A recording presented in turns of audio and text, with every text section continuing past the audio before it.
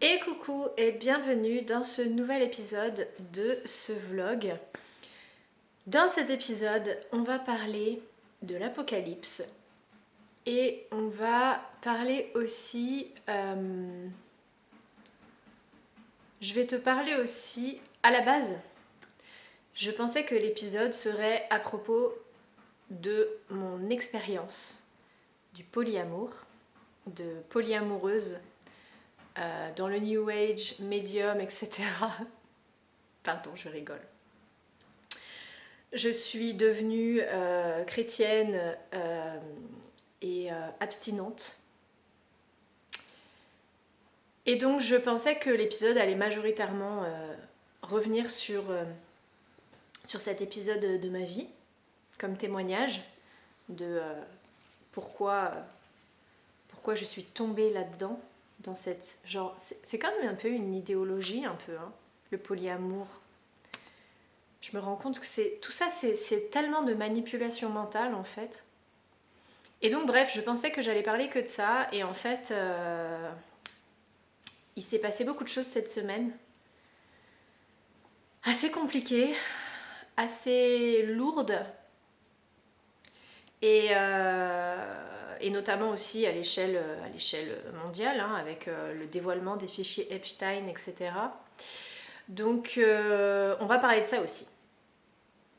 Alors, j'ai pas fait de trame, donc je fais confiance à Jésus pour me guider le long de cet épisode. J'ai envie de commencer d'abord par parler du fait que ce matin, j'ai entendu littéralement Dieu nous dire « Vous êtes marqués du sang de l'agneau pur et sans tache ». D'accord ? Dieu m'a rappelé en vision quand il a frappé l'Égypte avec les plaies et que pendant que Moïse essayait de convaincre Pharaon de relâcher son peuple avant que Dieu les réduise à néant, Dieu avait donné des instructions aux Hébreux pour qu'ils puissent être protégés de l'impact des plaies qui s'en venaient sur l'Égypte. D'accord ? Et notamment pendant la nuit où Dieu allait frapper les Égyptiens en anéantissant tous leurs premiers-nés. Il faut savoir qu'il y a beaucoup de symboles dans ces passages. Les premiers-nés sont les héritiers, d'accord ? Ils ont une lourde représentation, ils ont un rôle particulier, d'accord ? Donc s'en prendre à tous les premiers-nés du peuple égyptien, c'était mettre un terme aux ténèbres, d'accord ? C'était arrêter la propagation des ténèbres, d'accord ? Et Dieu m'a rappelé ce passage ce matin et il m'a montré que il a donné l'instruction aux Hébreux de sacrifier des agneaux et avec le sang des agneaux de tracer une ligne au-dessus de leur porte pour que l'ange qui allait être chargé d'enlever la vie à tous ces premiers-nés des Égyptiens ne s'abatte pas sur les premiers-nés des Hébreux, d'accord ? Pour qu'ils soient protégés, d'accord ?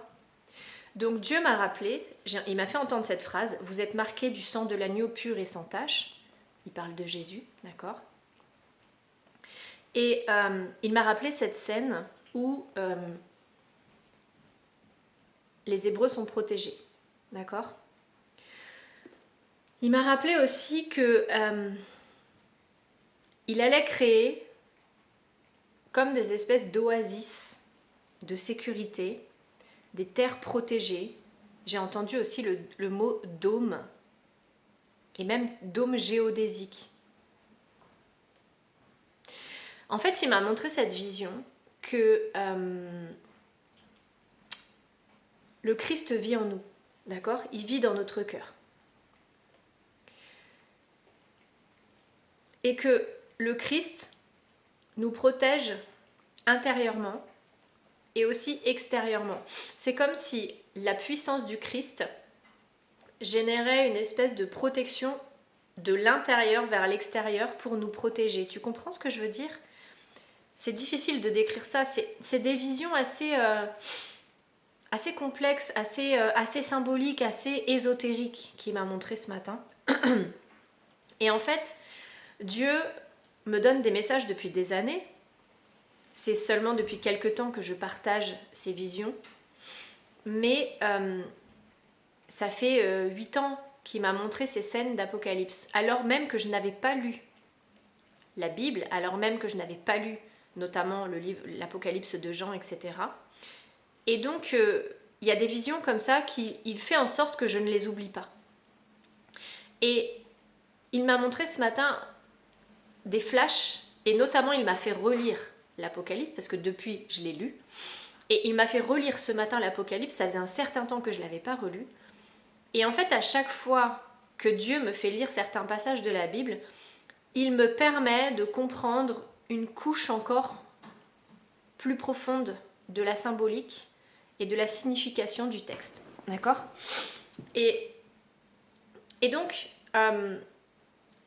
pendant que je relisais l'Apocalypse ce matin, excusez-moi pour le bruit, il y a des travaux à côté. Pendant que je relisais le texte de l'Apocalypse ce matin, Dieu m'envoyait des flashs d'anciennes visions qu'il m'avait envoyées au cours des dernières années, et des flashs de petites visions qui semblaient être isolées, et en fait il m'a montré qu'elles étaient toutes liées. En lisant l'Apocalypse encore ce matin, j'étais sidérée de voir à quel point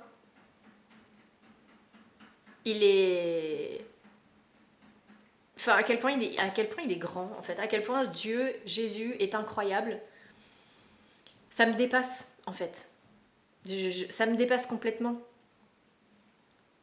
Ça me dépasse complètement parce que ça fait des années qu'il m'envoie des visions, et je me rends compte qu'en fait, il y a plein de choses que je comprends pas. Il y a plein de choses que je comprends pas.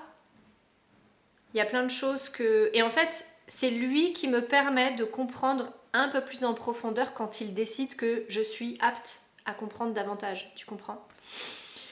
Donc, Dieu m'a remontré encore des visions d'Apocalypse ce matin. Et il m'a remontré encore...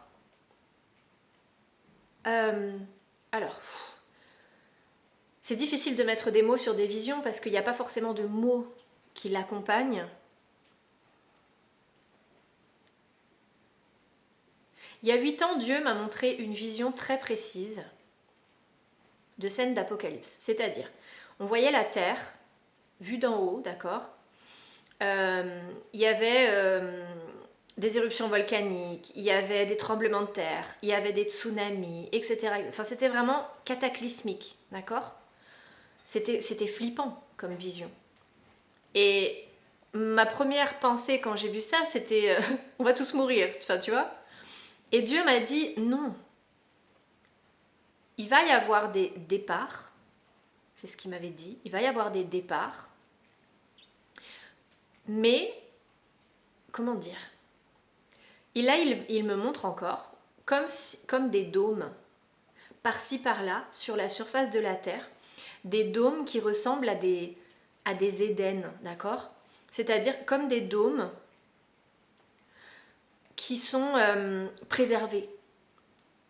Préserver des incendies, préserver des tsunamis, Et sous ces dômes, il y a des gens qui vivent.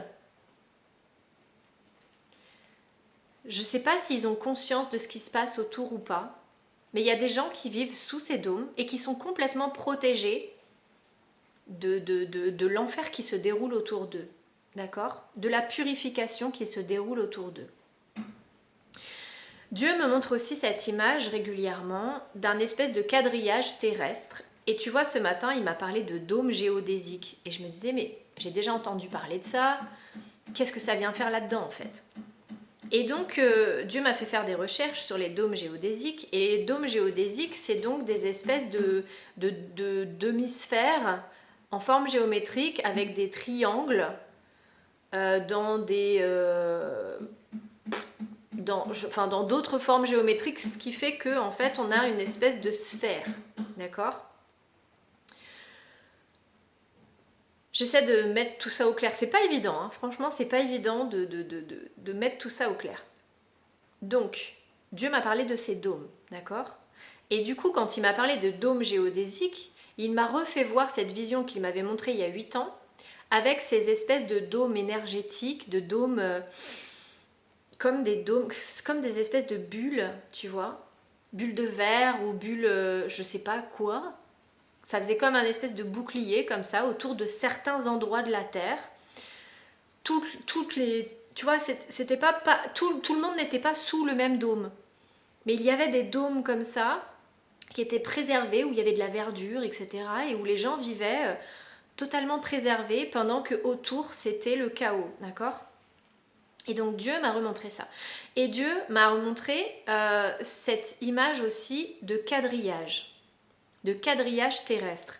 Et Dieu, à chaque fois, il me montre cette espèce d'image dans le 5e élément, à la fin du film, quand Lilou Dallas, en fait, c'est la clé pour sauver l'humanité. Et en fait, elle reçoit un espèce de faisceau venu d'en haut, un espèce de faisceau de lumière qui vient toucher son cœur et qui vient illuminer, et ça fait une espèce de bombe en fait, mais qui sauve l'humanité, mais qui tue les ténèbres. Tu vois le truc? Ça fait très longtemps que j'ai pas vu ce film, mais c'est ce que Dieu me montre en tout cas. Donc, Dieu me montre comme si en gros, il n'y avait pas qu'une seule Lilou Dallas, en gros, mais que tous les membres du Christ possédaient en eux je sais pas, l'information génétique, je sais pas comment te dire, un espèce de code, la marque de Dieu, d'accord? La marque de Dieu est encodée en eux, d'accord? Et le jour de la fin des temps, en gros, c'est comme si ça allait s'activer et que ça allait protéger les justes pendant que les injustes seront réduits en cendres, réduits en poussière, d'accord? Mais là, quand je te parle d'injustes, je te parle pas des petits pécheurs qui ont fait des bêtises dans leur vie, etc. Là, je te parle de personnes qui, eux, portent la marque du mal. Tu vois, c'est des personnes qui sont... Tu vois, c'est assez complexe, mais dans la Bible, il y a cette notion des 12 tribus d'Israël, etc., de peuple élu. Et j'ai toujours eu du mal à comprendre cette notion de peuple élu. Et en fait, quand tu fais des recherches, il y a quand même cette notion toujours de descendance et d'héritier, d'accord? Et il y a cette notion de... Tu vois, comment t'expliquer? C'est difficile de mettre des mots dessus. Pharaon n'a pas été épargné parce que... Et son peuple n'a pas été épargné parce que c'est comme si le mal s'était tellement insinué en lui que ça avait, je sais pas, ça avait pris le dessus, ou genre, je sais pas, ou c'était... Tu vois, dans la Bible, à un moment, Jésus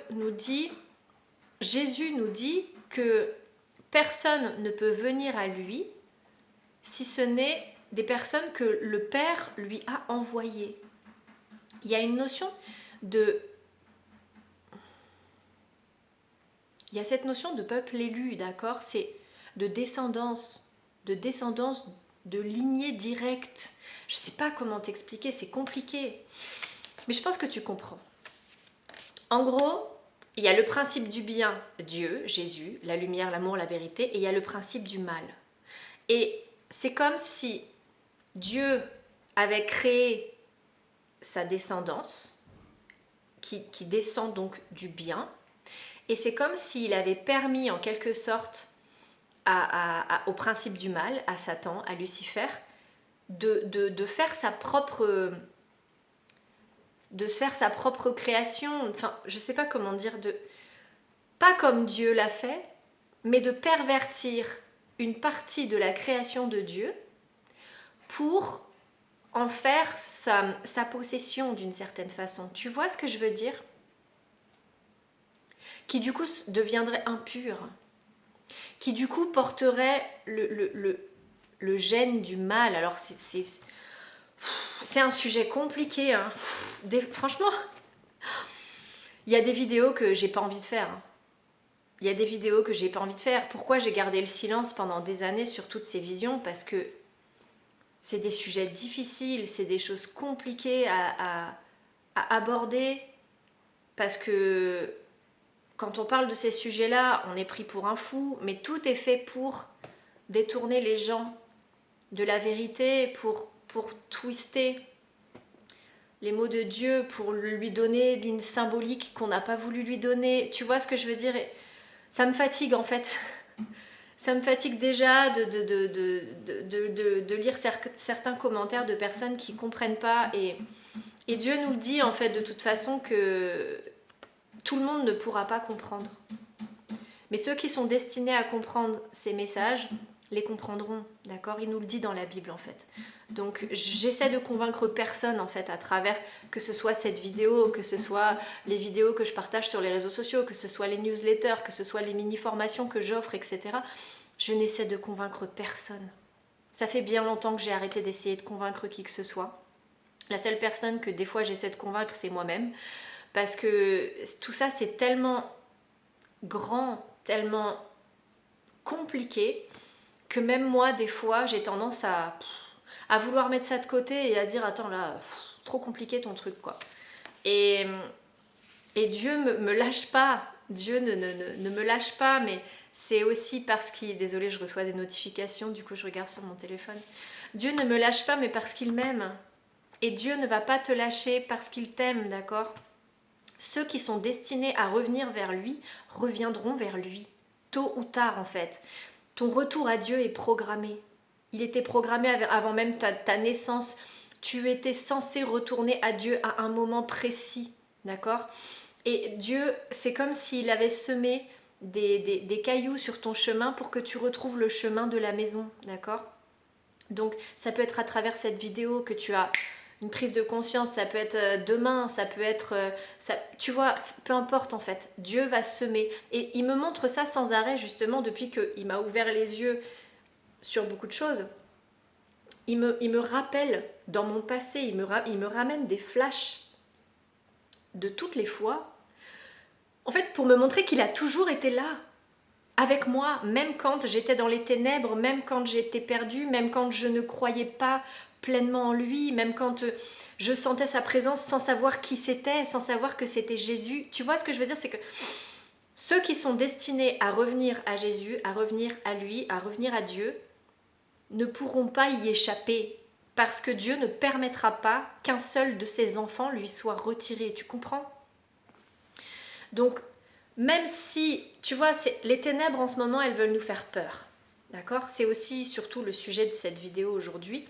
Les ténèbres, en relâchant les fichiers Epstein, etc., en nous montrant toute cette horreur, toutes ces ténèbres, toute cette obscurité, tout ce mal, et à quel point c'est profond, à quel point c'est... Désolée, mais ça me donne vraiment la nausée, ça me retourne le ventre, tout ça. Et Dieu m'a montré ça il y a 8 ans déjà. Et il y a 8 ans déjà, j'avais... Enfin, j'en ai fait des insomnies, j'en ai fait des... C'était horrible. Et surtout, le plus difficile, c'était, je m'en souviens très bien, c'était le sentiment d'impuissance. Et c'est exactement ce que les ténèbres veulent, d'accord? Dieu me répétait tout le temps, n'aie pas peur. Mais je me disais, mais comment je peux ne pas avoir peur ou ne pas être prise de terreur ou de dégoût immense, etc., en voyant ce que tu me montres? C'est innommable en fait. Et toutes ces atrocités, toutes ces horreurs, tous ces pactes, ces rituels, ces sacrifices, ces meurtres, enfin, on nage dans l'horreur en fait. On nage dans l'horreur. Et, et en fait, c'est tellement difficile à accepter pour le cerveau que à un moment donné, tu as besoin de... Tu vois, ton cerveau, en fait, il va se protéger du traumatisme et il va classer ça dans un endroit pour essayer d'oublier, en fait. Pour ne pas voir, en fait. C'est une méthode de protection, d'accord? Sauf que Dieu me ramenait à ça, de temps en temps, histoire que j'oublie pas.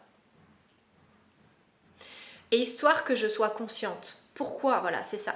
Pourquoi Dieu permet que ces choses-là soient dévoilées?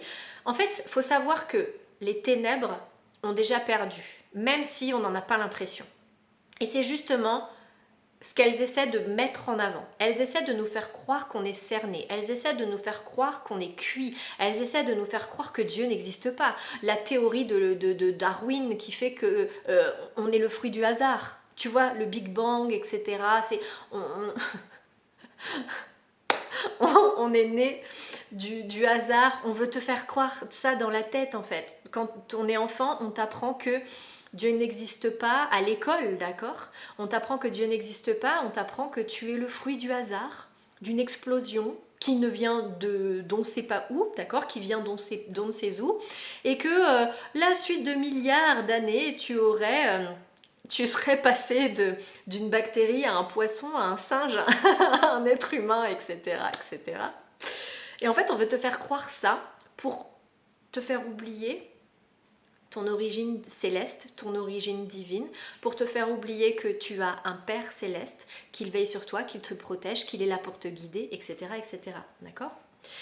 Et les ténèbres veulent du coup te faire croire que tu es fragile, seul, isolé, impuissant. Et pourquoi? Pour te faire vibrer dans cet état de peur, pour te faire... Tu vois, j'ai vu une vidéo l'autre jour c'était une femme qui disait que elle refusait la peur. Elle explique que dans la Genèse, quand Satan a trompé Ève et Adam, ils ont peur. Quand Dieu revient, il dit à Adam, où es-tu? Et elle explique quelque chose d'intéressant où elle dit, en fait, la peur, c'est un endroit. Tu vois, c'est comme si c'était une dimension particulière, d'accord? Désolée, je reçois des messages sur mon téléphone en même temps. Comme si c'était une dimension particulière, d'accord? Un état, un endroit, ok? Et quand Dieu revient, il cherche Adam et Ève et il ne les trouve pas car ils se sont cachés, ils sont dans la peur. Ils savent qu'ils ont désobéi à Dieu, ils se cachent, ils sont dans la honte et dans la peur. Et tout est fait dans ce monde pour que on ait peur. On nous matraque à longueur de temps des informations anxiogènes. On nous parle de guerre, on nous parle de génocide, on nous parle de virus, on nous parle de tsunami, on nous parle de tremblement de terre, on ne nous balance que des infos anxiogènes pour nous faire peur, pour nous faire nous sentir minuscules, pour nous faire nous sentir oubliés par le Seigneur, pour nous faire nous sentir impuissants, etc., etc. Pour nous éloigner de la réalité, pour nous éloigner de la vérité, pour nous éloigner de la lumière, pour nous maintenir prisonniers d'un état de terreur. D'accord? Dieu n'arrête pas de me rappeler que le diable, Satan, c'est comme un parasite. Un parasite, comment est-ce qu'il fait pour survivre? Il se nourrit de ses hôtes. Il se propage d'hôte en hôte et il se nourrit de leur énergie, etc. D'accord? Donc, tout est fait pour te maintenir dans un état de stress, de peur, d'angoisse, d'anxiété, d'impuissance. Ok? Sauf que la vérité, c'est que tu es un enfant de Dieu. Tu as été sauvé par Jésus-Christ.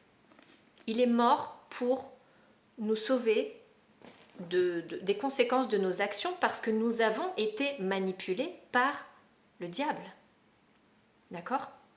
Ce n'était pas juste. On a été trompés. D'accord? c'est ce qui nous a emmené à pécher. Et c'est pour ça que je vais te parler après de cette histoire de polyamour, etc. Parce que c'est flagrant en fait.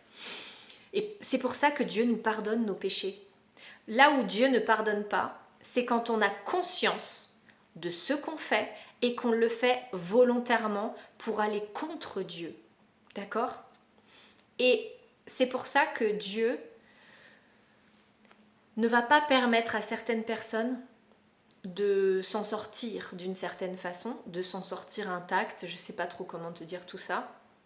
Je ne connais pas tous les détails du plan, d'accord ? Je suis pas Dieu, je ne suis pas Jésus, je suis juste un espèce de porte-voix pour passer certains messages parmi tant d'autres, d'accord ? Donc,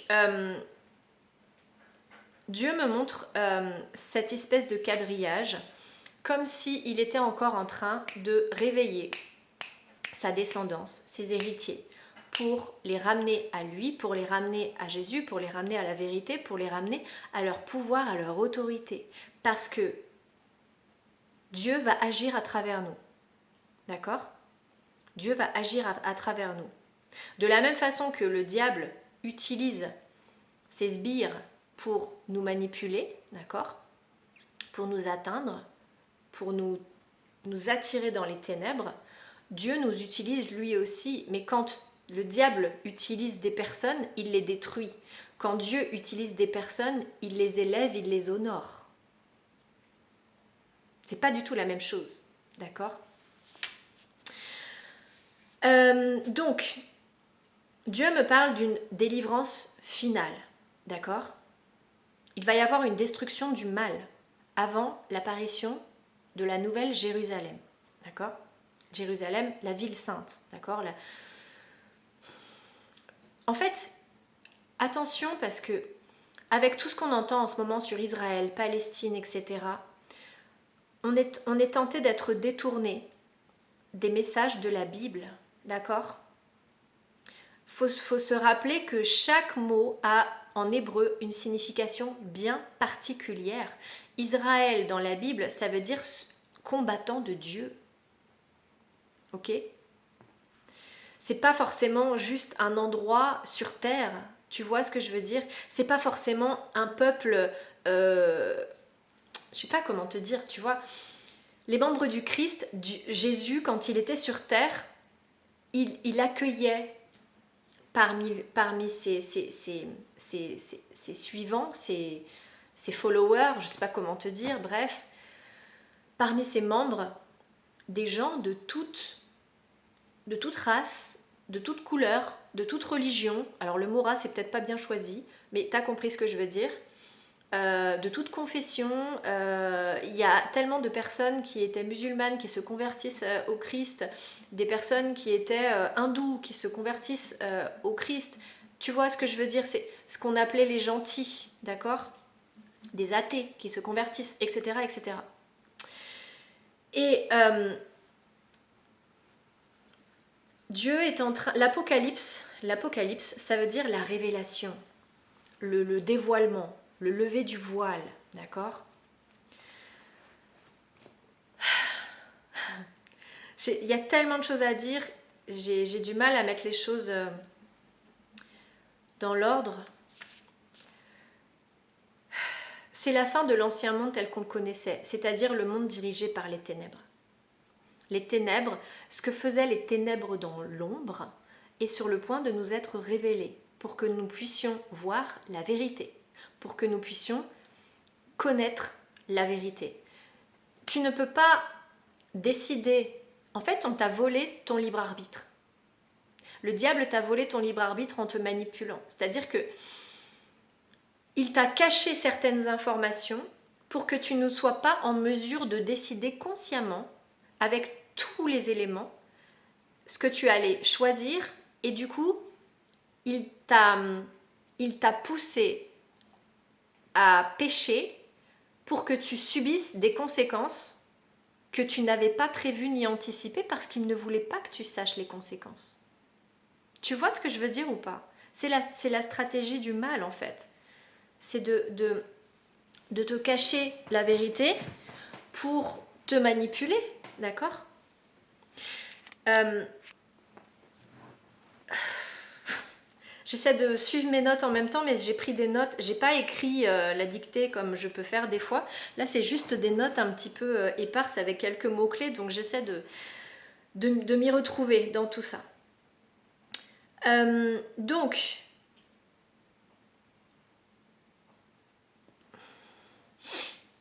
attention, Dieu veut vraiment insister là-dessus.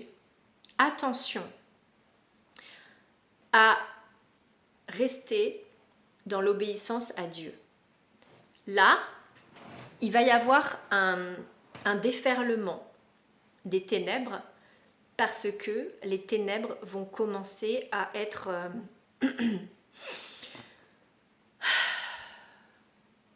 elles vont commencer à recevoir l'impact de leurs actions sur leur tête, tu vois. Tout ce qu'elles ont fait de mal, c'est en train de commencer à leur retomber sur la tête. Tous les mensonges qu'elles ont faits, ça va être dévoilé et ils vont commencer à en payer les conséquences, d'accord? Et toutes les choses horribles qu'ils ont fait, ils vont commencer à en payer les conséquences, d'accord? C'est le jugement divin. Et donc, attention à ne pas vouloir jouer les justiciers, à ne pas vouloir agir à la place de Dieu pendant cette période. Vouloir agir à la place de Dieu si Dieu ne t'a pas demandé d'agir, c'est agir depuis l'ego et c'est te mettre en danger et c'est risquer des conséquences négatives. Dieu m'a rappelé un passage, alors c'est dans le livre de Josué. À un moment donné, donc le livre de Josué, je te le resitue en 2-3 minutes. Le livre de Josué, ça se passe après l'Exode, d'accord? C'est que Moïse a sauvé le peuple hébreu du peuple égyptien, je vais y arriver. Et ensuite, ils sont pendant 40 ans dans le désert. Dieu va épurer le peuple pendant les 40 ans. Il va y avoir des personnes qui vont elles vont avoir été tellement influencées par les coutumes, etc., du peuple égyptien, que il y a certains du peuple élu à la base qui vont se détourner de Dieu. Il va y avoir ce truc avec les scorpions ou les serpents, je ne sais plus, qui vont attaquer et qui vont faire mourir une partie des survivants parce qu'ils vont se retourner contre Dieu. Ils vont se retourner contre Moïse en disant mais pourquoi est-ce que tu nous as sortis d'Égypte? Ici on est dans le désert, etc., etc. Donc il va y avoir une espèce d'épuration qui va se faire, d'accord? Et une fois que cette épuration sera faite, Dieu va nommer Josué pour guider le peuple dans la terre promise. Ok? Pendant pendant ce livre, le livre de Josué, pendant cette période, Dieu va donner des instructions très claires à Josué. Il va leur dire quoi faire, quand, comment, pourquoi, comment prendre cette ville, comment reprendre leur héritage, d'accord? Et à un moment donné, j'essaie de retrouver le passage en même temps. À un moment donné, il y a une partie du peuple qui ne va pas écouter les consignes de Dieu, qui vont vouloir aller prendre une ville alors que Dieu ne leur a pas dit que c'était le moment. Et ils vont se faire laminer. Tu vois ce que je veux dire? Et Dieu m'a rappelé ce passage ce matin. Donc tout ça pour te dire que en voyant que les ténèbres sont en train d'être affaiblies, certains vont vouloir en profiter en se disant oui, moi je suis un héritier du royaume de Dieu, etc. Donc je vais y aller, je vais reprendre mes terres, je vais reprendre mon héritage, etc. Ne bouge pas. Si Dieu ne t'a pas donné l'instruction d'y aller, si Dieu ne t'a pas dit que c'était le moment, si Dieu n'a pas ouvert la porte, ne va pas essayer de forcer la porte. Et ça, attention à ça. Attention à ça. Donc chacun va choisir son camp par la posture de son cœur. Ne vous réjouissez pas pour ce qui est en train de se produire pour les autres, Dieu m'a rappelé aussi ce passage du livre de Job, où Job est un homme juste qui va subir énormément d'injustices, d'accord? Dieu va permettre à Satan de s'attaquer à Job pendant un certain temps, de lui faire vivre vraiment des trucs très, très difficiles, très douloureux, etc. Et Job va contester en fait, il va dire mais je comprends pas, je suis un homme juste et droit, etc. Et pour autant, il va vivre beaucoup de choses négatives. Et certains de ses amis vont venir et vont lui dire mais non, si Dieu fait ça, c'est parce que tu as péché en fait, c'est juste que tu veux pas le reconnaître, etc. Et en fait, Job va être délivré de l'impact de ces plaies qui vont tomber sur lui après qu'il aurait eu prié pour ses amis. Je ne sais pas si tu comprends le message en fait, c'est que si tu te réjouis du malheur des autres, même s'ils ont fait le mal, déjà tu ne sais pas en fait. Il y a certaines personnes qui seront des bonnes personnes, mais qui auront été prises au piège par les ténèbres pendant un certain temps, qui vont recevoir quelques punitions, histoire que ça leur ouvre les yeux, d'accord ? Pour qu'ils puissent ensuite revenir à Dieu. Donc, tu ne sais pas, toi, le plan que Dieu a pour chaque personne. Personne ne le sait sauf Dieu lui-même. Donc, ne te réjouis pas du malheur des autres, du malheur qui s'en vient sur les autres, parce que tu ne sais pas si ces personnes sont vraiment profondément atteintes par le mal, ou si ce qui est en train de leur arriver est une purification pour ensuite les ramener à Dieu, pour leur ouvrir les yeux, pour les ramener à Dieu. Donc toi, prie pour tes ennemis. Attention à la posture de ton cœur. C'est comme ça que tu vas voter. Tu vois ce que je veux dire ? C'est comme ça que tu vas choisir ton camp. Dieu, en fait, il est en train de polariser à fond. Tu connais cette parabole du blé et de l'ivraie ? La moisson arrive. Dieu dit de laisser pousser le blé et l'ivraie en même temps, que c'est pendant la moisson qu'il va faire le tri entre les bons fruits et les mauvais fruits. Mais c'est Dieu qui fait le tri, c'est pas les humains. C'est pas à nous de dire je suis bon, je suis mauvais. Lui il est mauvais, lui il est mauvais, lui il est bon. C'est Dieu qui va faire le tri. Jésus dit à Pierre, etc., qu'il va faire d'eux des pêcheurs d'hommes. Toi, ton rôle en tant que membre du Christ, c'est de prêcher, c'est de partager la bonne nouvelle, c'est de rappeler à tout le monde que Jésus est là, que Jésus les a sauvés, que Jésus les aime, pour les aider à ouvrir les yeux sur la vérité de leur origine, j'ai envie de te dire, leur origine céleste, divine. Et ensuite, c'est Dieu qui fera le tri. D'accord ? Donc, toi, tu dois te concentrer sur l'amour. C'est comme ça, Jésus nous le dit, c'est comme ça qu'on reconnaîtra ses disciples. Parce qu'ils vont se placer en tant que serviteurs. Parce qu'ils vont s'aimer les uns les autres. Parce qu'ils vont prier pour leurs ennemis. Tu comprends ?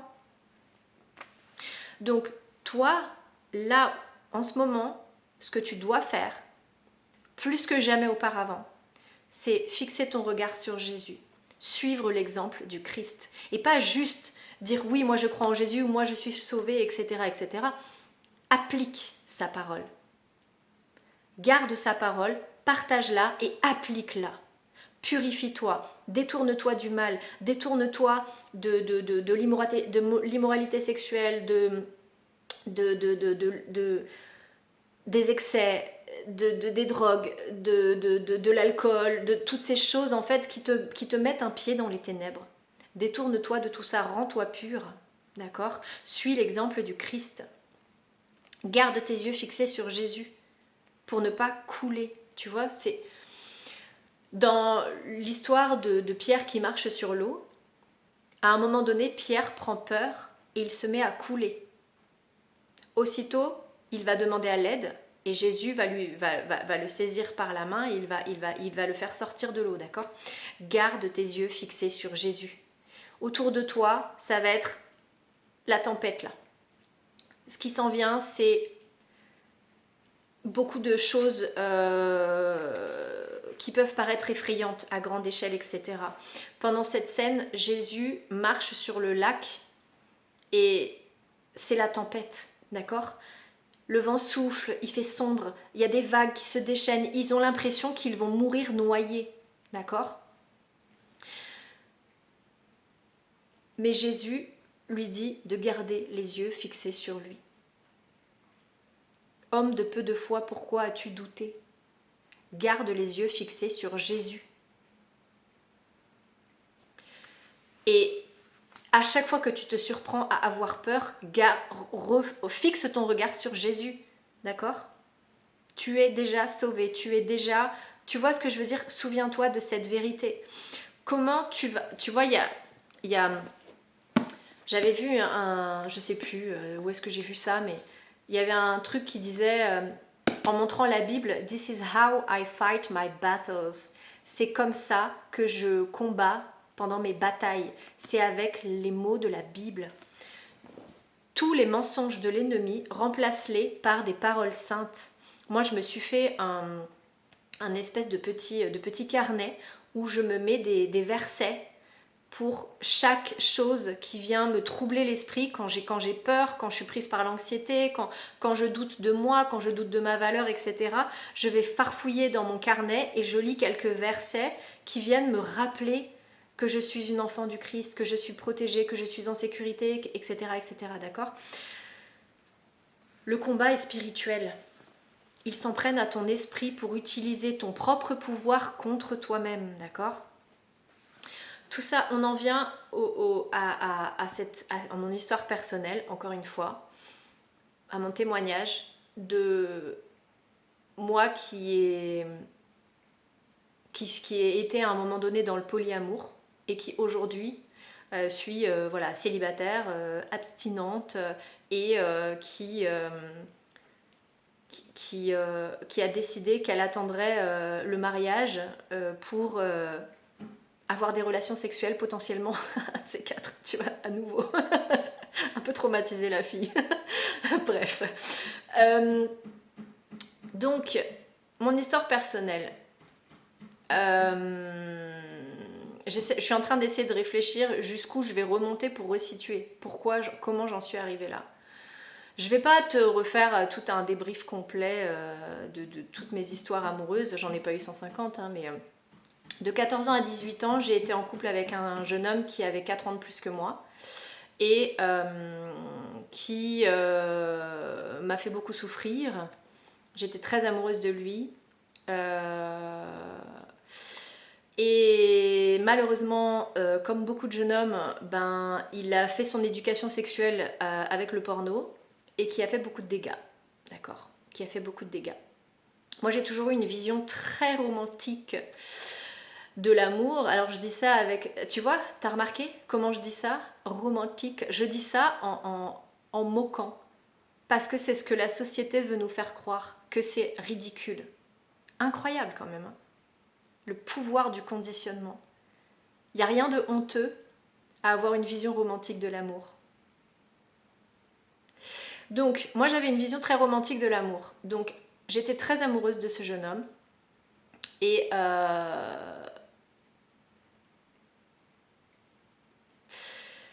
Et du coup, voilà, je lui ai offert ma virginité.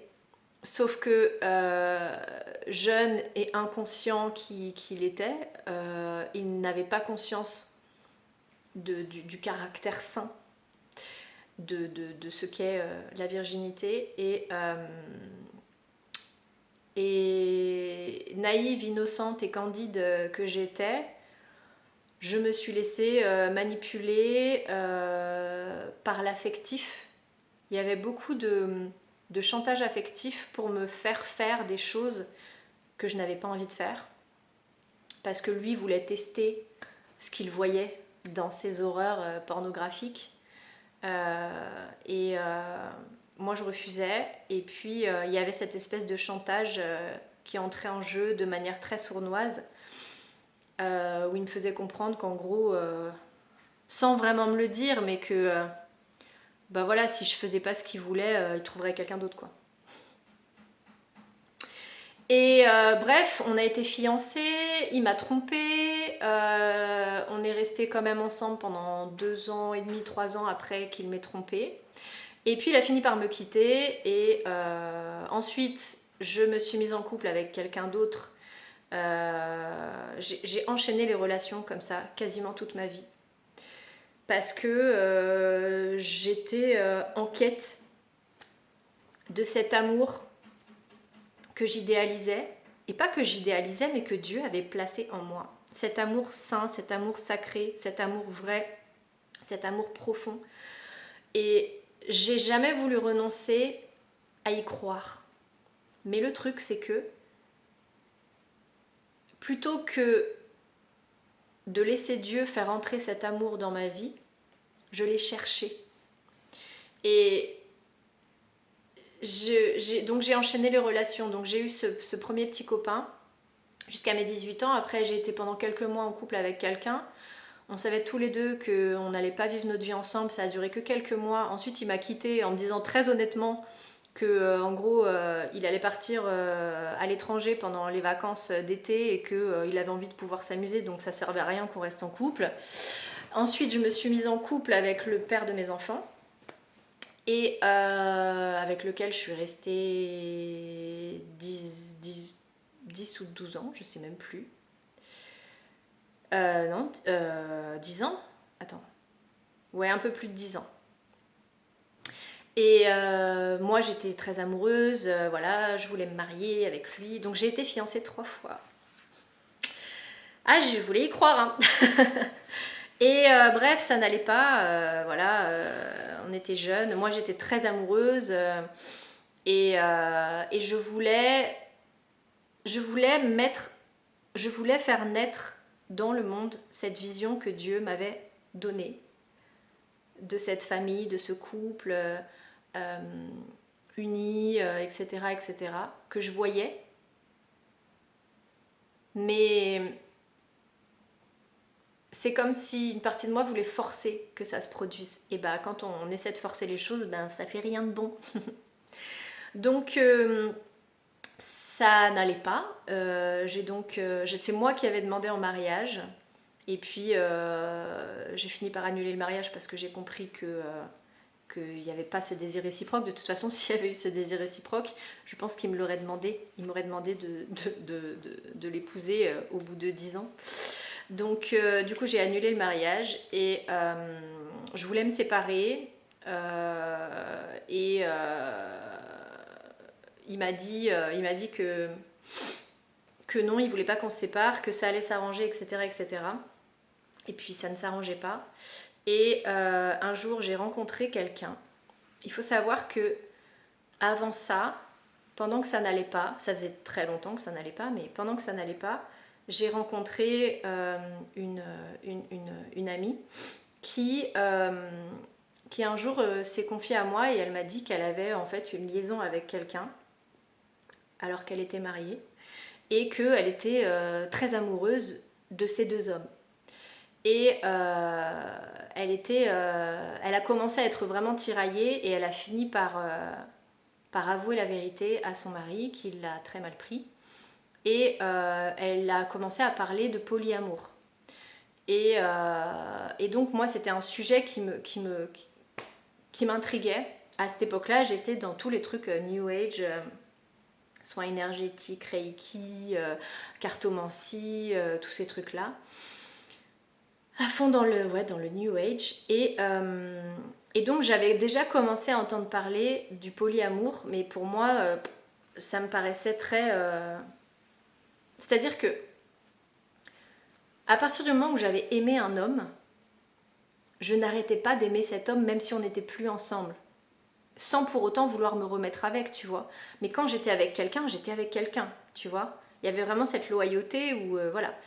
Et quand elle m'a parlé du fait qu'elle aimait vraiment 2 hommes en même temps, ça m'a intriguée. Je me suis dit, bah oui, peut-être que c'est possible en fait.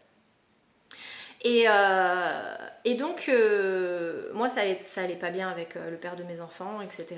Et puis, on avait parlé plusieurs fois de séparation, mais voilà, ni l'un ni l'autre n'arrivions à nous résigner à nous séparer, malgré le fait que c'était très compliqué, on s'était vraiment... C'était compliqué en fait, on voulait pas la même chose, voilà, bref, on n'avait pas la même vision des choses. Moi, je voulais toujours avancer, progresser, croître. Et lui, il aimait bien quand les choses étaient simples et j'avais l'impression de tout le temps le bousculer. Lui se sentait tout le temps bousculé par mon désir d'aller de l'avant, par mon désir de toujours avoir des projets pour aller plus loin, pour prospérer, pour croître, etc.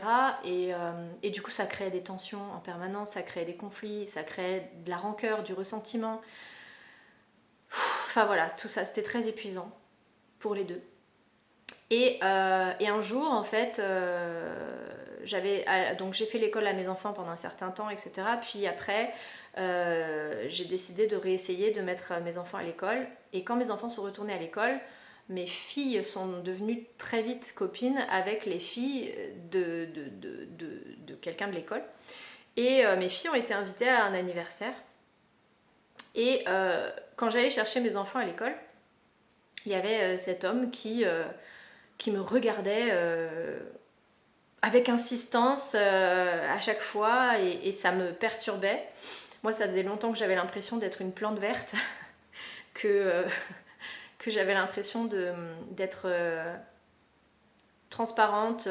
Voilà, le père de mes enfants avait régulièrement des coups de cœur pour des filles, des collègues de boulot ou ce genre de choses, même s'il ne me trompait pas, je le sentais en fait. Je sentais qu'il avait ses pensées et son regard ailleurs et qu'il avait qu'une seule envie, c'était de sortir de cette relation en fait. Et c'était source de souffrance pour moi. Et lui se sentait piégé dans cette relation. C'est moi qui avais insisté pour avoir des enfants, c'est moi qui avais insisté à chaque fois pour les divers déménagements qu'on avait faits, etc. Et en fait, ça faisait que de nourrir du ressentiment chez lui, parce qu'il arrivait à comprendre mes arguments, donc il finissait par accepter, mais au fond, son cœur n'y était pas vraiment. Donc il y avait de la rancœur et il me le faisait payer d'une façon ou d'une autre par son comportement ou ce genre de choses, ou par un éloignement en fait, tout simplement. Et c'était douloureux. Et donc voilà, donc mes filles sont invitées à l'anniversaire d'une de leurs copines d'école et il s'avère que c'est chez cet homme-là. C'est les filles de cet homme-là qui me regardent comme ça, comme si... Enfin voilà, j'avais l'impression qu'ils voyaient en moi, à travers moi, c'était très perturbant. Et cet homme ne me laissait pas indifférente. Et donc je vais à l'anniversaire, je suis invitée à rester. Je passe une très bonne après-midi et voilà, il s'avère que les parents de ces deux petites filles sont séparés depuis 5 ans. Moi, j'ai sympathisé avec la mère de ces deux petites filles, etc. Et donc je reste, je passe l'après-midi et le soir je rentre chez moi et pendant cette période-là de ma vie j'étais beaucoup isolée, je voyais pas grand monde et je me sentais du coup très seule. Et donc le soir j'envoie un message au papa en lui disant bah, merci pour cet accueil, ça m'a fait du bien. Ça m'a fait du bien, j'ai passé un bon moment avec vous tous, etc., etc. Et il me répond que, en gros, il serait ravi que nos filles puissent se revoir, que lui aussi a passé un bon moment, etc. Et là, en fait, donc j'avais bu un peu d'alcool à ce moment-là. Et là, en fait, je sens quelque chose en moi me pousser à lui demander mais est-ce que je suis folle ou est-ce qu'il y a quelque chose, est-ce que est-ce que je suis seule à ressentir ce qui se passe ou est-ce qu'il y a vraiment quelque chose. Et il a fini par me dire bah écoute voilà je vais, tu me demandes donc je vais te dire la vérité, j'ai pas envie de te mentir, tu me laisses pas indifférent. Il me dit mais je sais que tu es en couple, que tu as 3 enfants dont un enfant en bas âge. Moi j'ai déjà quelqu'un qui a brisé ma famille et comment dire, qui a eu une relation extra-conjugale avec ma femme quand on était mariés et ça a fait exploser notre mariage. Donc je ne veux pas devenir cet homme-là en fait. Donc je vais te dire la vérité, oui, je suis très attirée par toi, mais je veux pas foutre le bordel quoi. Et je repense à tous ces trucs de polyamour, etc. Et là je me dis, oh bah ça y est, je suis dans de beaux draps. Parce que cette personne ne me laissait pas indifférente et ça faisait longtemps que je me disais de toute façon cette relation que je vis avec le père de mes enfants, elle nous mènera nulle part en fait. Enfin voilà. Et du coup, le soir, j'arrive pas à dormir. Je me dis, je peux pas faire des choses en cachette, donc demain je parle au père de mes enfants. Donc on va à la plage. Les enfants marchent un peu plus loin et je lui explique, en fait je lui dis voilà, tu sais je suis allée à l'anniversaire de machin et il s'avère que ben voilà, le père des filles me laisse pas indifférente et que c'est réciproque et il me propose qu'on se revoie et j'ai envie de le revoir. Et du coup le père de mes enfants me dit bah donc quoi, on se sépare? Je dis bah oui, de toute façon, ça fait longtemps que ni toi ni moi on n'est plus heureux ensemble, enfin à quoi bon en fait?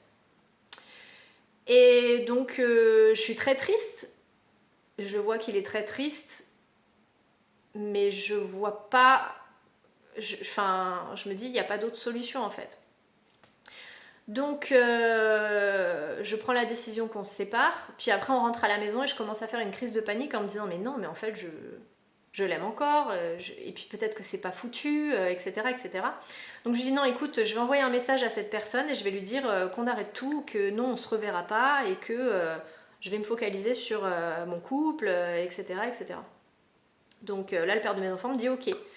Donc je fais ça et ensuite 20 minutes après j'ai à nouveau une crise de panique, mais genre à plus pouvoir respirer et je me dis non, je dois revoir cette personne. Je peux pas rester dans cette relation comme ça, c'est pas possible. Je sais que j'ai quelque chose d'important à vivre avec cette personne, etc. Donc je dis au père de mes enfants, je dis non, en fait, j'ai envie de le revoir et je vais le revoir. Et, et voilà. Et du coup, il me dit ok. Je dis comment ça, ok? Il me dit bah ok, c'est bon, tu peux le voir. Je dis ok, donc on se sépare. Il me dit non, c'est bon.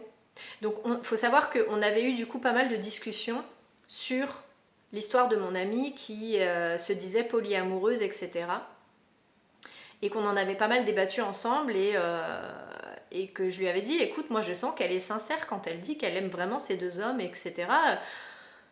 A priori, ça a l'air vrai quoi. Et du coup, en gros, il me fait comprendre que il est ok pour me laisser explorer cette histoire tout en restant en couple avec moi. Et là, moi, j'ai l'impression de vivre, de rentrer dans une autre dimension. Je me dis, mais qu'est-ce que c'est que ce délire, quoi. Et à la fois, je me dis, en même temps, je l'aime encore. Et je sens que j'ai des sentiments qui se développent pour cette autre personne. Réfléchis pas trop, en fait. Et donc, je décide de voir cette autre personne. Et très vite, une relation commence à naître. Je ne fais rien en cachette du père de mes enfants, c'est-à-dire que il est au courant quand je vais le voir, etc. Puis très vite, alors, il faut savoir que c'était juste avant le Covid, alors peut-être avant le deuxième confinement, je crois. Et du coup, on n'habitait pas très loin, et donc en fait, je décide de proposer qu'ils se rencontrent entre eux, et donc d'organiser une rencontre. Donc les deux sont d'accord, ils acceptent de se rencontrer, donc ils se rencontrent sans moi. Et ensuite le père de mes enfants va rentrer et il va me dire ouais ok c'est bon. Et en gros il va me donner sa bénédiction en gros. Et là moi j'ai l'impression de vivre dans une autre dimension quoi.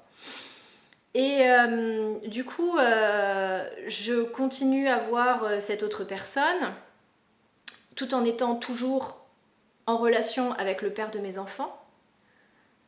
On explique avec des mots très simples aux enfants, sans rentrer dans les détails, hein, mais Alors les enfants sont ravis, pour elles voient super souvent leurs copines, elles décident du coup que forcément si ça veut dire qu'elles sont plus ou moins demi-sœurs, donc voilà, on essaie de garder des choses simples.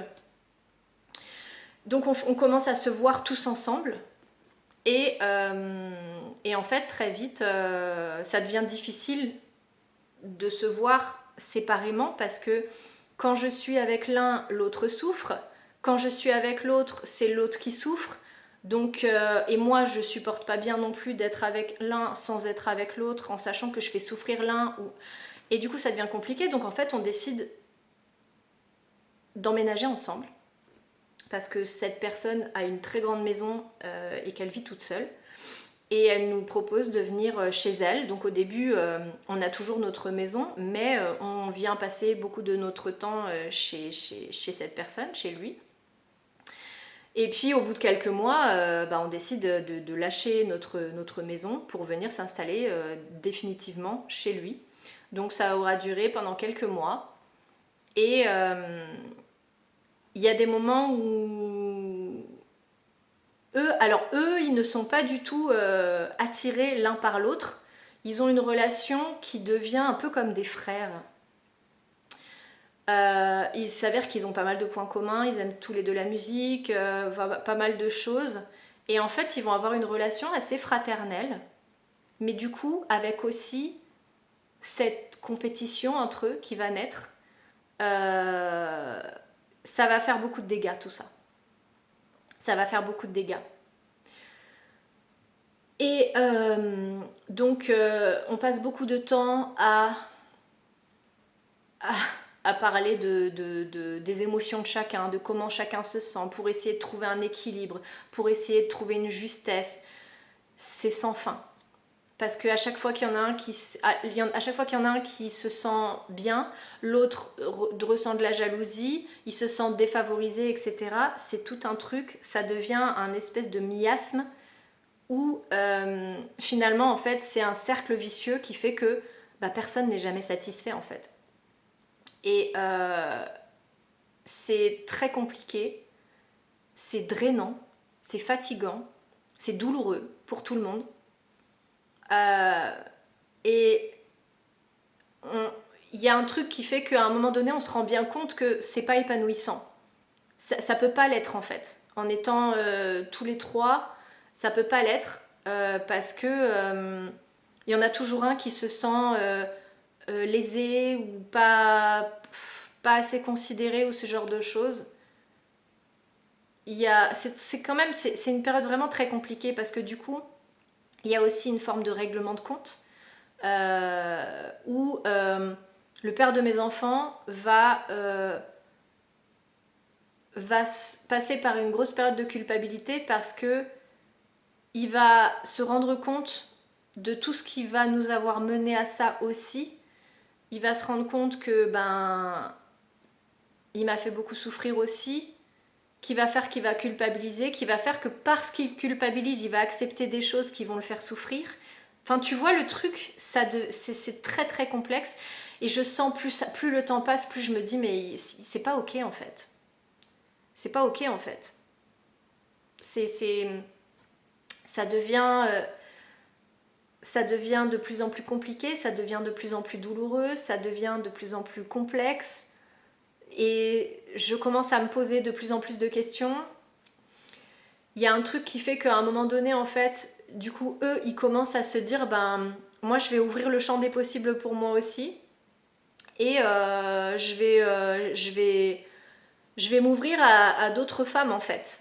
Donc, il y a une espèce de quête qui commence à s'ouvrir où eux, ils vont chercher à avoir aussi d'autres compagnes pour se trouver sur une espèce de plan d'égalité. Enfin, ça devient très compliqué, le truc. Et donc moi, pendant cette période-là, j'essaie de trouver des personnes qui vivent la même chose pour essayer d'avoir des témoignages, pour essayer de mieux comprendre, pour essayer de mieux gérer, pour essayer d'y voir plus clair, etc. Mais c'est... Donc j'arrive à trouver des personnes qui vivent ça. Il y a même une photographe qui va venir à la maison pour prendre des photos de ce qu'on vit, etc. On n'est pas dans un truc, je sais pas comment dire, mais quand on parlait du fait qu'on vivait dans le polyamour, les gens s'imaginaient des orgies ou ce genre de choses. C'était pas du tout le cas en fait. Hein. C'était comme une espèce de vie de famille classique, sauf qu'il y avait 2 hommes et qu'il y avait les enfants et qu'il y avait une seule femme en fait qui était là, tu vois. C'était donc désolée, j'ai des fourmis dans les pieds. Donc tout ça fait qu'à un moment donné, eux décident de se dire bah il n'y a pas de raison que toi t'aies 2 partenaires et que nous on n'en ait qu'une seule en gros. Donc du coup s'il y a un espèce de truc qui s'ouvre comme ça et un jour je suis contactée.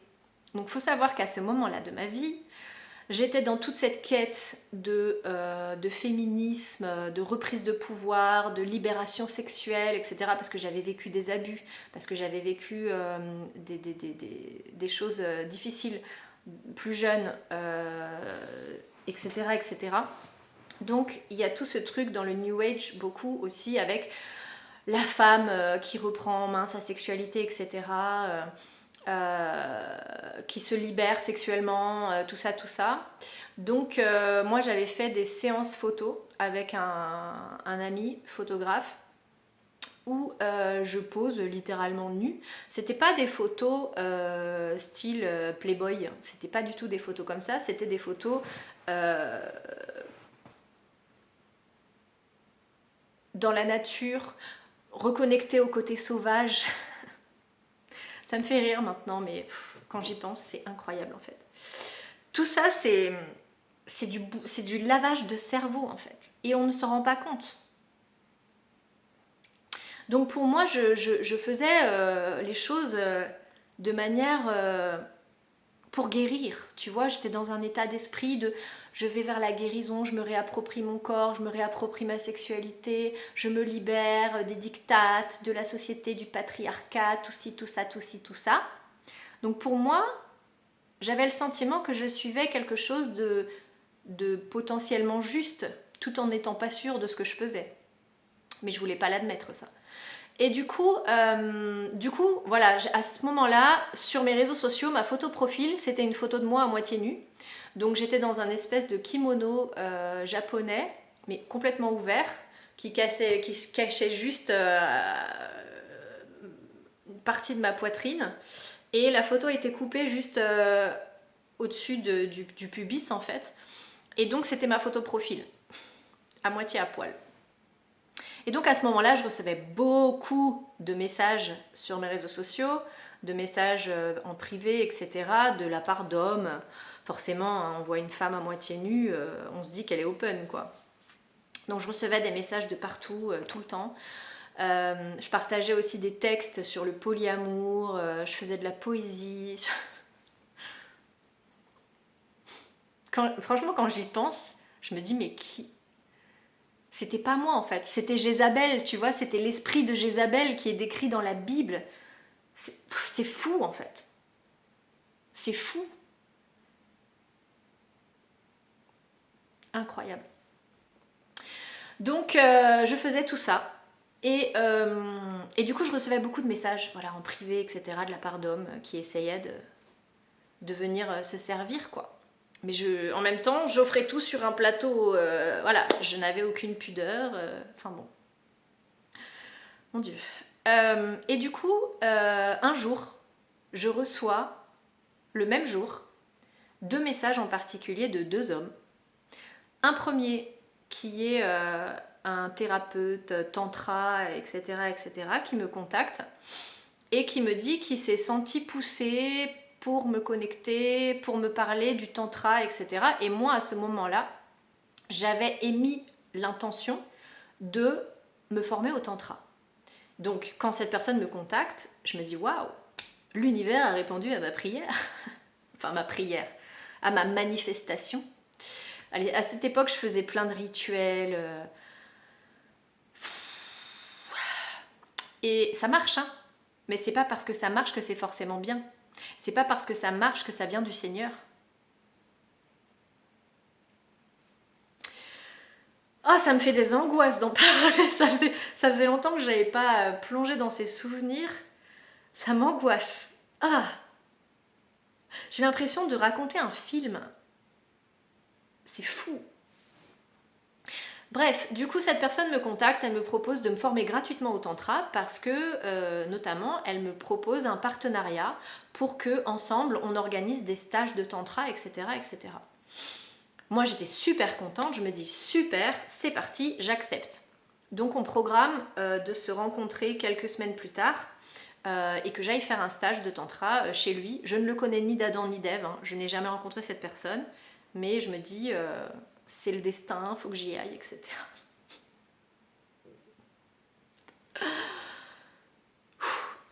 Ensuite, ce même jour, du coup, je reçois un autre message d'un homme qui me dit que voilà, il s'est senti poussé pour me contacter.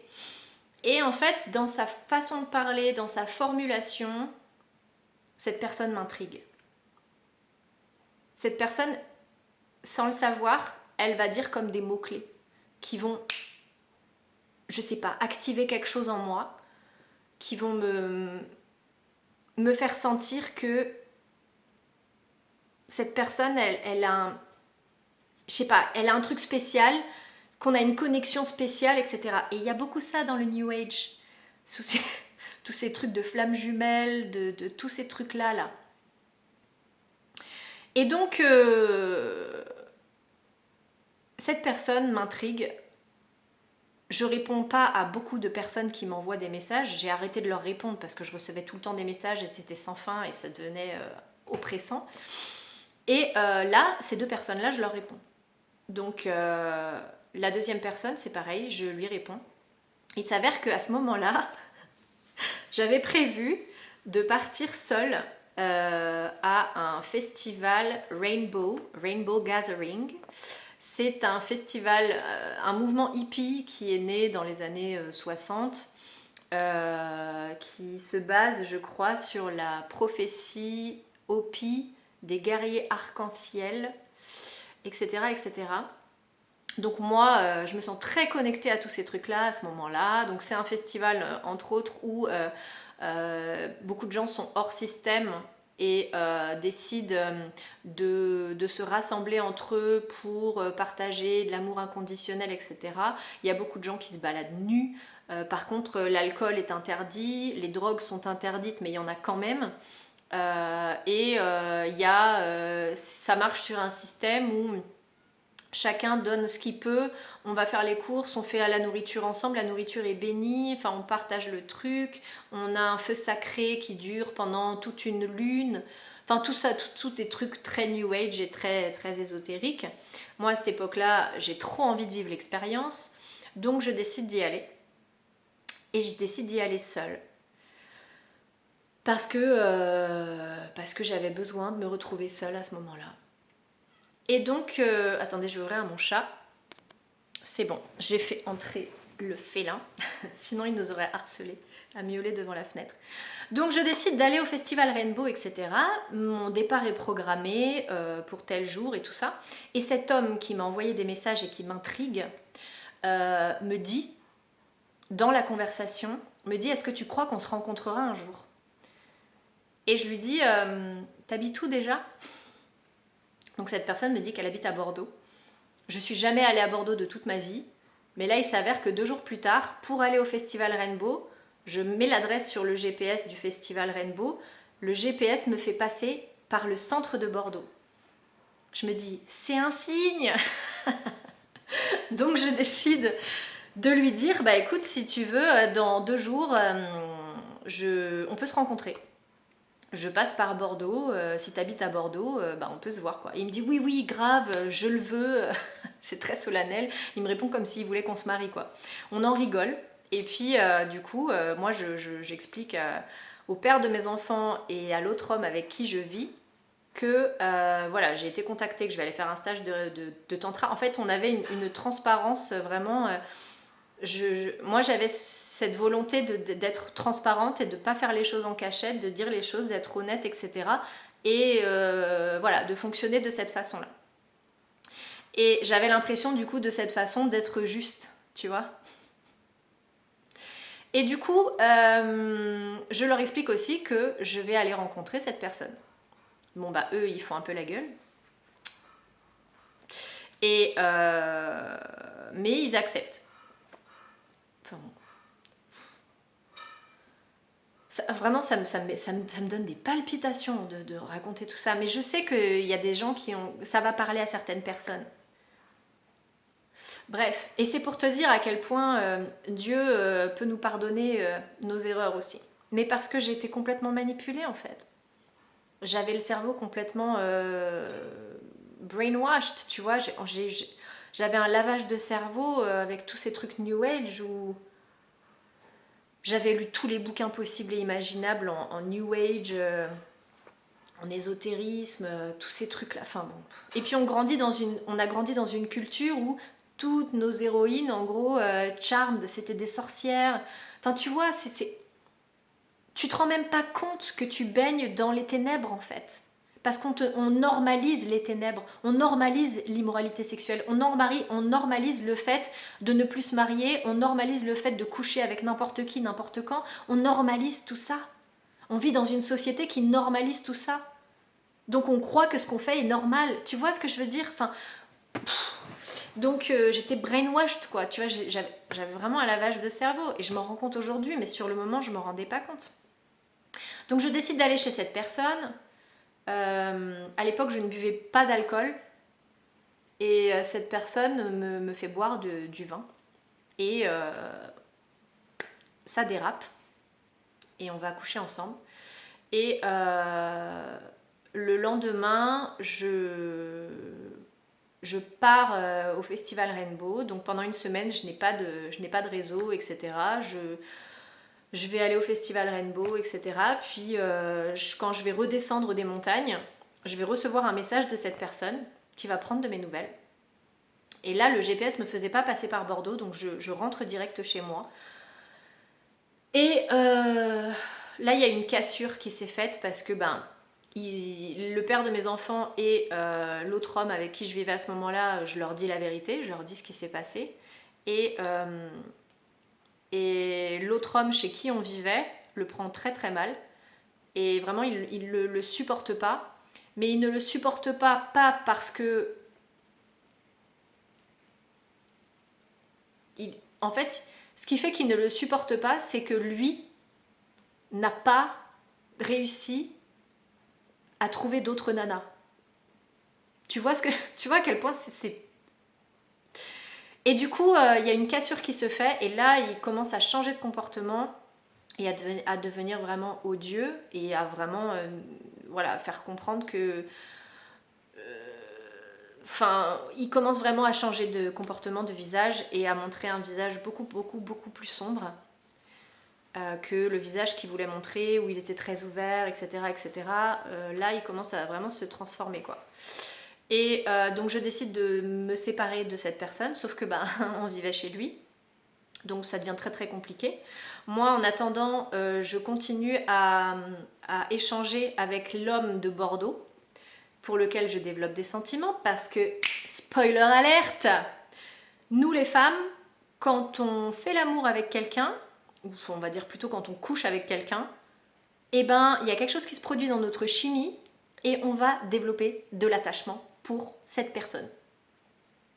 Des scientifiques ont fait des recherches par rapport à ça, ils démontrent que les femmes développent des sentiments, de l'attachement, un lien particulier, après avoir eu des relations sexuelles avec un homme. Les hommes ne fonctionnent pas de cette même façon.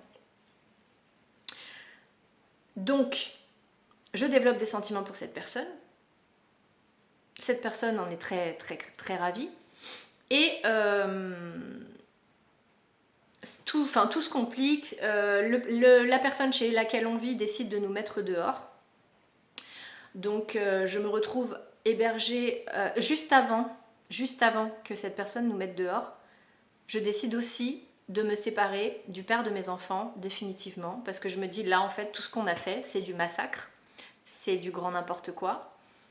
Tout le monde souffre, tout le monde est confus. On arrête le massacre en fait. Donc je décide de me séparer d'abord de la personne chez laquelle on vit, ensuite du père de mes enfants. J'ai toujours cette relation avec l'homme de Bordeaux. On se revoit quelques fois. Il vient vers chez moi, je vais vers chez lui. Donc, en fait, on décide de se mettre en couple.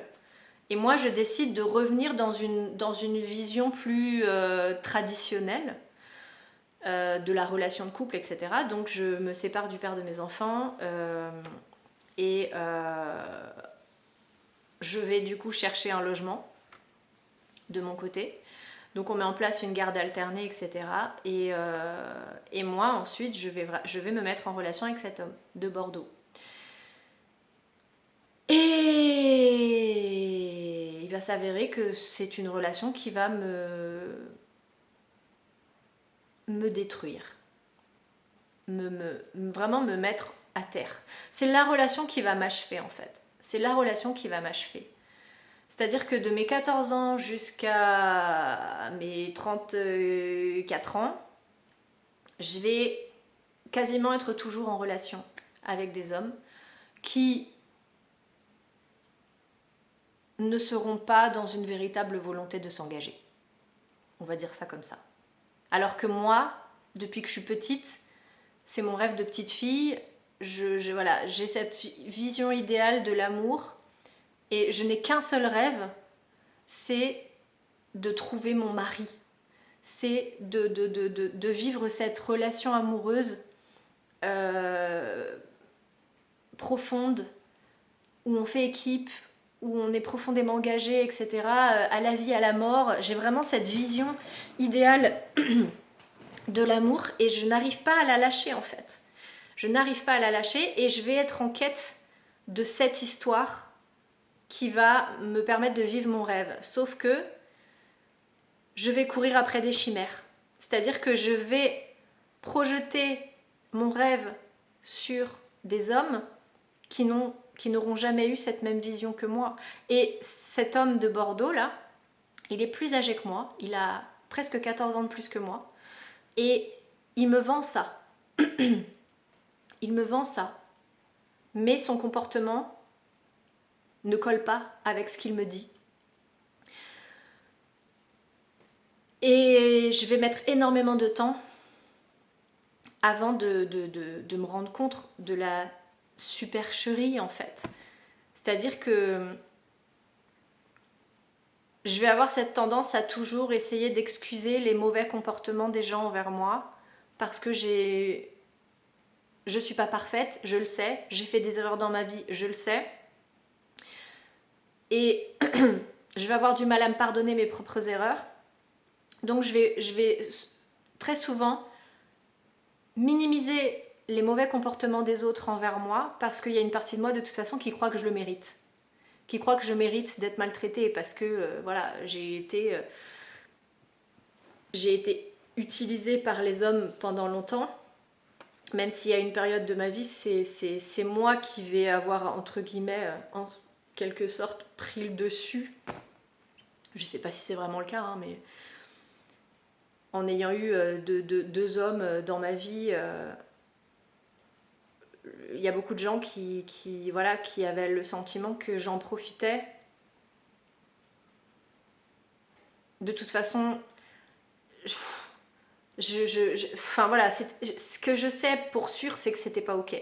C'est que c'était pas ok. Ni pour eux, ni pour moi, ni pour personne, c'était pas ok.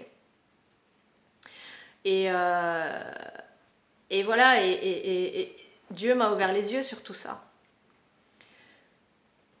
Et aujourd'hui, je n'ai plus du tout cette image-là de la relation de couple.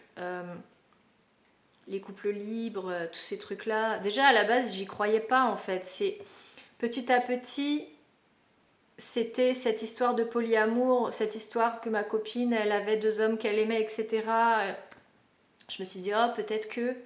Puisque de toute façon, moi, j'avais eu l'impression d'avoir passé ma vie à courir après quelque chose qui semblait ne pas exister. J'ai fini par me dire, ben, peut-être que je suis dans l'erreur et peut-être que c'est moi qui dois m'adapter au monde et à la façon dont le monde est en relation. Tu vois ce que je veux dire ou pas? J'ai arrêté de croire en l'amour pur, en l'amour sincère, en l'amour vrai, en l'amour divin. Là, je te parle pas des flammes jumelles. Mais c'est comme si les ténèbres prenaient toutes les promesses de Dieu et qu'elles les pervertissaient ou qu'elles les grimaient. Tu vois, c'est que je crois en le fait que Dieu a quelqu'un pour moi. Mais le New Age commence à te parler des flammes jumelles et ce genre de choses. Je sais pas comment te dire, mais c'est comme si ils essayaient de prendre tout ce qui est saint et sacré et de le détourner. Et en fait, tous ces gens qui ont cru comme moi à tous ces trucs de flammes jumelles, c'était tellement des raisons pour excuser une toxicité extrême dans les relations. Parce que quand tu te renseignais sur les flammes jumelles, ça parlait de séparation, puis le fait qu'on se remette ensemble, etc. Ça justifiait tellement d'horreur dans les relations, tellement de toxicité, qu'on pensait qu'on était dans le vrai, alors qu'en fait on était juste manipulé par les ténèbres. Tu vois ce que je veux dire? Aujourd'hui, ma vision de l'amour, c'est... Donc je me suis séparée de cette personne-là de Bordeaux il y a bientôt 1 an. Et j'ai appris que cette personne m'avait menti. Et moi qui étais médium, j'en rigole, mais qu'est-ce que j'ai souffert. Moi qui étais médium, etc., et qui pensais que j'avais une bonne intuition et tout, bah cette personne, en fait, elle m'a menti éhontément, les yeux dans les yeux, pendant plus d'1 an. Et je n'ai rien vu. J'ai fini par le savoir 1 an plus tard, parce que cette personne a avoué, pour soulager sa conscience. Mais quand elle m'a avoué la vérité, mais ça m'a anéanti. C'est... ça a fait j'ai vraiment eu un choc vraiment terrible de me dire comment la personne que j'aimais a pu me mentir et comment j'ai fait pour ne rien voir. Mon métier à cette époque-là, c'était de faire des tirages de cartes pour les gens. Et j'avais accès à des informations incroyables à travers les tirages, etc. J'avais des visions et tout ça et tout ça. Les gens, je n'avais que des retours incroyables de personnes qui me disaient c'est incroyable, comment tu sais tout ça, etc. Donc jamais j'aurais cru qu'avec mes capacités, la personne la plus proche de moi à ce moment-là pourrait me mentir à ce point sans que je n'en ai aucune... Comment vous dire que je n'avais aucun soupçon sur ce que cette personne a fait. Je n'aurais jamais pu l'imaginer. Et ça m'a brisé mon ego, ça m'a brisé ma confiance. Je me suis sentie mais complètement perdue, complètement anéantie. Je me suis sentie fragilissime. Ça a été vraiment, mais vraiment, c'était très très très très dur. Je suis passée par des périodes très compliquées, de grosses dépressions, très sombres, avec des pensées très sombres. Et quelques temps plus tard, Jésus est venu à ma rencontre et ça a tout changé. Et il a vraiment restauré ma clarté, quoi. C'est-à-dire que la vision que j'ai du couple aujourd'hui, c'est Jésus m'a rendu ma pureté. Et ça, c'est assez incroyable. J'en ai déjà parlé dans les épisodes précédents. Comment ça s'est produit et comment ma relation avec Jésus m'a vraiment changé profondément de l'intérieur, a vraiment changé ma façon de voir les choses, ma façon de me sentir, vraiment tellement de choses. Il m'a remis les idées en place, quoi. Il m'a montré la vérité, je dis pas que j'ai toute la vérité, hein. Il y a plein de choses que je comprends pas. Je ne suis pas Dieu, je ne suis pas Jésus. Dieu ne nous permet de voir et de comprendre que ce qu'il décide de nous laisser voir et comprendre. Et pendant toutes ces périodes où j'étais dans le New Age, on nous fait croire que nous sommes, nous sommes notre propre maître en gros et que nous sommes surpuissants. Tous ces trucs de New Age là, ça te parle du fait que... Mais en fait, c'est marrant parce que on est à la fois si peu de choses et à la fois on est ultra précieux aux yeux de Dieu, à tel point qu'il donne sa vie pour nous sauver, quoi. Enfin bon, bref. Et du coup, aujourd'hui, je suis célibataire, abstinente. Je refuse de faire des dates ou ce genre de choses. Et je crois encore en l'amour véritable. Je crois dans les liens sacrés du mariage. Et je ne veux rien d'autre. Tous ces trucs de polyamour, tous ces trucs de... Mais mon Dieu, les dégâts que ça fait en fait, c'est... Quel mensonge, on te fait passer ça pour une utopie. Et en fait, c'est les limbes, c'est un calvaire. Ça fait souffrir, ça fait du mal, ça égare, ça épuise. Donc, attention à toutes ces idéologies New Age, attention à penser qu'on détient la vérité. Et à tous ces gourous New Age. Mon seul conseil, c'est rapprochez-vous de Jésus. Laissez-le vous montrer la vérité. Laissez-le être aux commandes de votre vie. N'essayez pas de faire les choses à votre manière. Moi, j'ai essayé pendant des années. Je n'ai fait que... Pas que, parce que j'ai 3 enfants merveilleux qui sont nés d'une union hors mariage. J'étais amoureuse de cette personne et mes enfants sont une bénédiction. Tu vois, je n'imagine pas ma vie une seconde sans mes enfants en fait. Je donnerais ma vie pour mes enfants. Dieu est bon, miséricordieux. Et il ne va pas permettre... Dieu sait que j'ai été manipulée. Donc Dieu me pardonne. Il sait que je n'ai pas fait les choses pour manipuler ces hommes. Et que tu vois ce que je veux dire? Dieu sait, Dieu voit à travers les cœurs. Dieu voit les intentions. Il sait que je ne suis pas quelqu'un qui voulait profiter, qui voulait... Tu vois, j'étais juste naïve. Naïvissime. J'étais tellement naïve. Mais c'est là-dessus que jouent les ténèbres. Ils vont jouer sur l'innocence, la naïveté, pour venir pervertir tout ça. Ils ont joué sur la naïveté et l'innocence de Ève pour lui faire croire à des mensonges, pour la manipuler, pour la faire chuter. Tu vois? Et Dieu nous a rachetés parce qu'on a été trompés, on a été trahis, on a été dupés. Et j'ai été dupée, j'ai été trompée, j'ai été trahie par des personnes qui étaient elles aussi trahies, trompées, dupées. C'est que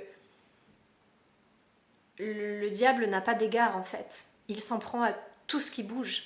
Tout ce qu'il peut essayer de tromper, de duper, de manipuler, il va s'en prendre. Il va chercher à l'atteindre. Il va chercher à le faire pourrir. Tu vois, Dieu m'a montré cette vision d'une corbeille de fruits. Tu mets un fruit pourri dans une corbeille de fruits sains, le fruit pourri va propager ses champignons et sa pourriture partout, sans distinction en fait. Le diable n'a pas de scrupules. Le diable s'en fout de savoir si tu as le cœur pur ou pas. Lui, ce qu'il veut, c'est se propager, c'est faire des dégâts et c'est contaminer le monde entier en fait. Donc attention à ce en quoi vous croyez. Je vous garantis que moi, lire la Bible, ça m'a amené mais tellement de clarté. La Bible nous donne un cadre que la société ne nous donne pas. En fait, la société veut qu'on soit tout sauf dans le cadre. Dieu nous donne un cadre pas pour nous contrôler, mais pour nous protéger. Tu vois, Jésus me montre en ce moment encore cette vision-là du berger qui a ses brebis dans un enclos. L'enclos est éclairé.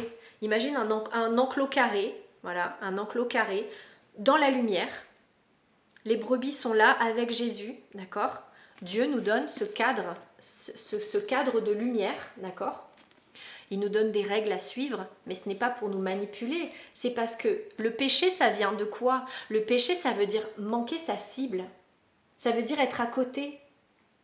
Quand tu pèches, ça veut dire que tu sors du cadre. Et quand tu sors du cadre, t'es où? Bah t'es sorti de la lumière, donc t'es dans les ténèbres. Et quand t'es dans les ténèbres, c'est toi qui es consumé.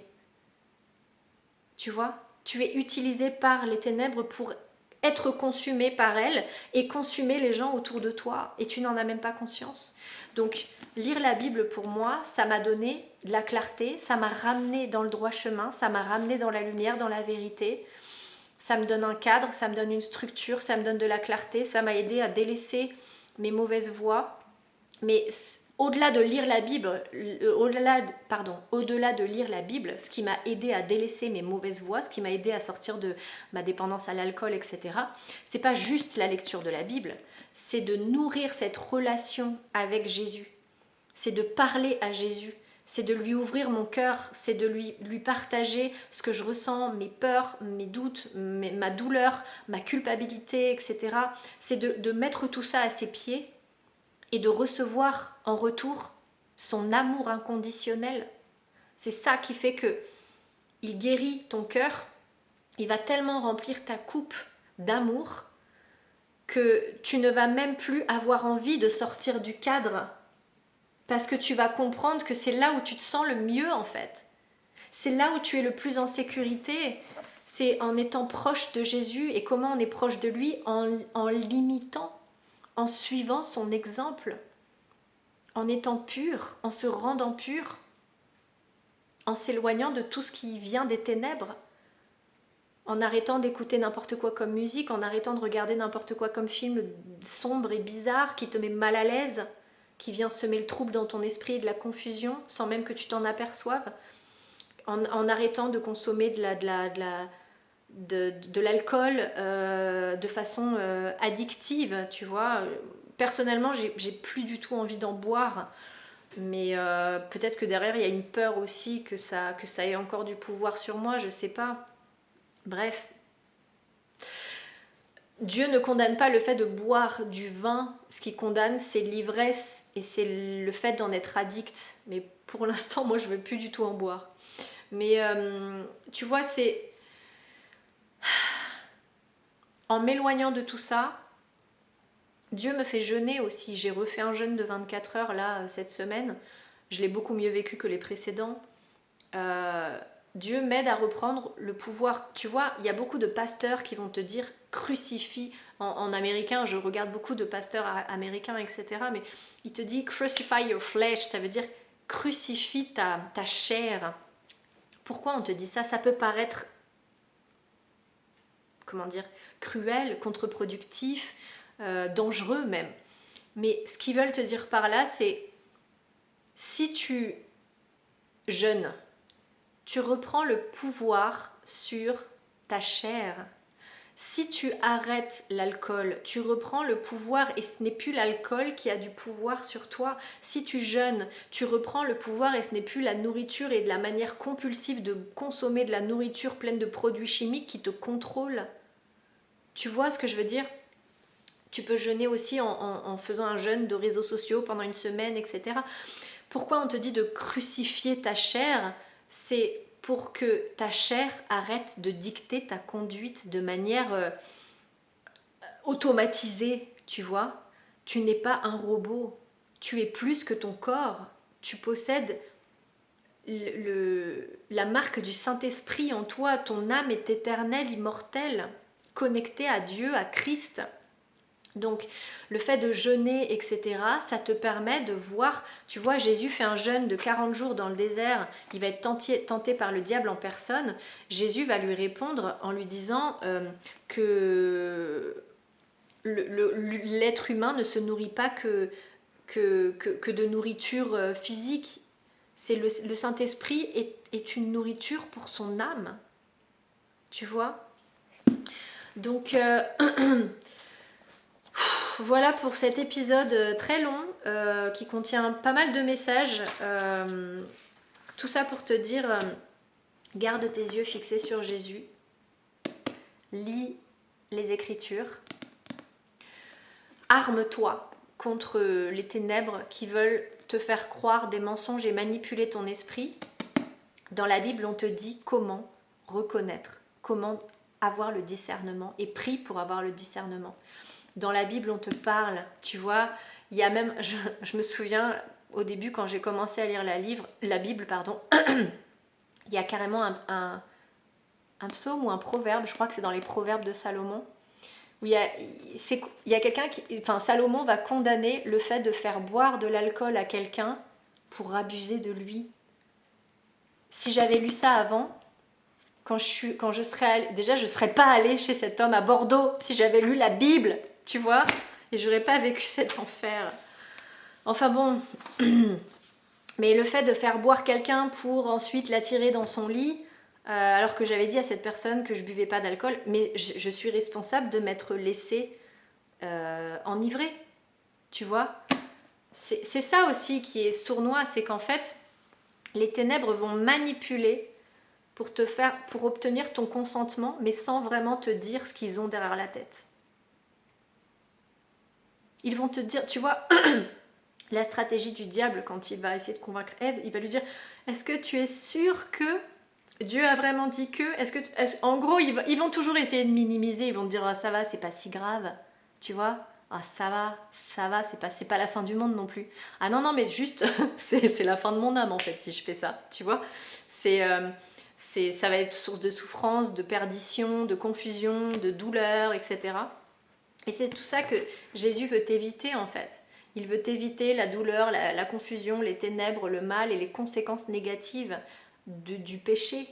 Parce que quand tu t'adonnes au péché, tu vas en subir les conséquences derrière. Et si tu ne pêches pas, tu n'as pas de conséquences négatives. Mais au contraire, tu vas récolter des choses positives. Tu vois ? C'est pas pour te manipuler. Dieu te donne ses règles de bonne conduite pour te préserver du mal. Bon voilà, c'était un très long épisode. N'hésite pas à me dire dans les commentaires si ça t'aura parlé. C'était pas facile pour moi de tourner cet épisode, mais Dieu voulait que j'en parle, donc je suis obéissante. Puis je commence à m'habituer à l'inconfort. Et en ce moment, les vidéos qu'il me fait faire, elles sont vraiment pas confortables à faire pour moi. Mais il s'agit pas de moi. Il s'agit de partager des messages qui vont parler et voilà, peut-être qu'il y a des gens qui vont se reconnaître dans mon parcours et tout ça pour te dire que peu importe à quel point tu as péché, j'ai un passé, voilà, j'ai connu la drogue, j'ai connu l'alcool, j'ai connu l'immoralité sexuelle, j'ai connu le polyamour, j'ai connu la cartomancie, witchcraft comme on dit, la sorcellerie, les rituels, toutes ces choses-là. J'ai jamais fait ça dans une intention négative, consciente. J'étais manipulée par les ténèbres, mais je n'en avais pas conscience, donc Dieu me pardonne, tu vois. J'ai jamais essayé de faire des rituels pour manipuler les sentiments de quelqu'un ou si, quand j'étais enfant. Une fois j'ai fait ça avec une copine. À l'époque on regardait Charmed, etc. Je devais avoir, je sais pas, 9 ans. Et on avait créé un sortilège pour faire en sorte que 2 gars du quartier tombent amoureux de nous. Et c'était pour tester en fait. Et ça a marché. Et on a eu peur. Mais voilà, en fait, on a grandi dans une société où en fait tout ce qui est mauvais est normalisé. Donc on fait en fonction de nos repères, tu vois. Mais parce que on veut te faire croire que la Bible est dangereux, que la Bible c'est sectaire, que c'est dangereux, que c'est ci, que c'est ça, que Dieu n'existe pas, que ceux qui croient en Dieu sont fous, que ceux qui préservent leur virginité pour le mariage sont des losers. Enfin, tu vois, on vit dans un monde où tout est inversé, en fait. Mais merci, mon Dieu, de m'avoir remis l'esprit à l'endroit. Et je finirai là-dessus.